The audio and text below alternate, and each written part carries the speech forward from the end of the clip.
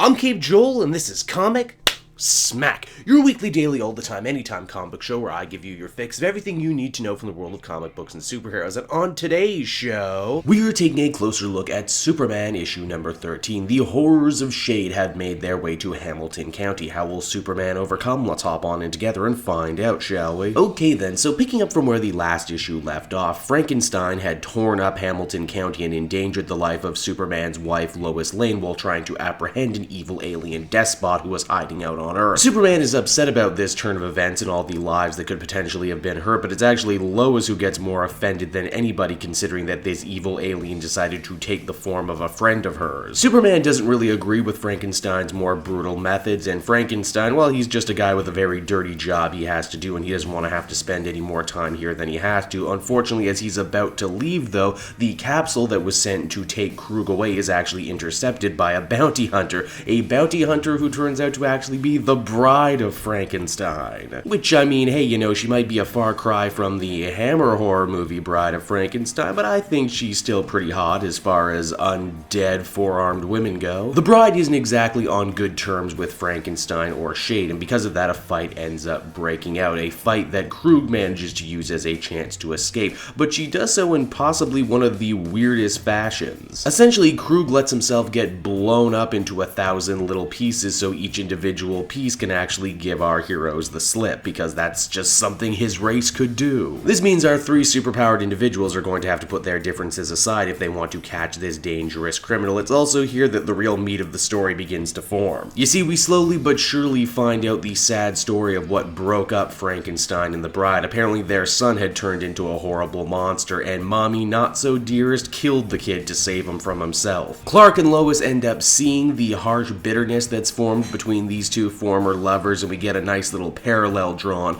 between what relationship problems they have, kind of raising a superpowered son, but seeing that as bad as they got it, it could always be a million times worse. In the end, Superman manages to stop Krug's ship before he can escape Earth, and even manages to tie him up in a nice can for Frankenstein to haul away. Before the two famous monsters leave Hamilton County, Frankenstein goes out of his way to try and patch things up with his wife. Apparently he kept both their wedding rings all these years. The bride, yeah, she's not having any of it, and it actually ends on a really bittersweet note. But if nothing else, this run-in with these two paranormal lovers has given Clark and Lois some perspective on their own relationship. It might not always be pretty, but they have each other, they have their kid, and at the end of the day, that's really all that matters. Superman number 13 was a fun little conclusion to this two-parter. I've said it before and I say it again, I really do like it when Superman kind of goes outside his comfort zone and meets and hangs out with characters that you don't normally think he would. I also appreciate, after many stories in a row showing Superman as a father, this two-parter really focused on Superman as a husband and as a partner. It's good stuff and a side of the character that I always enjoy having the light being shone on. Overall, I would give this one an 8 out of 10. Solid stuff. Hey everyone, thanks so much for watching my newest video. I hope you enjoyed it, and while you're here, why not check out another video I have on offer, or maybe if you're feeling in a supportive mood, you want to like or subscribe. And if you want to support the creation of more videos just like this one, then please by all means check out the Cape Joel Patreon. A little bit goes a very long way, and I will see you all next time.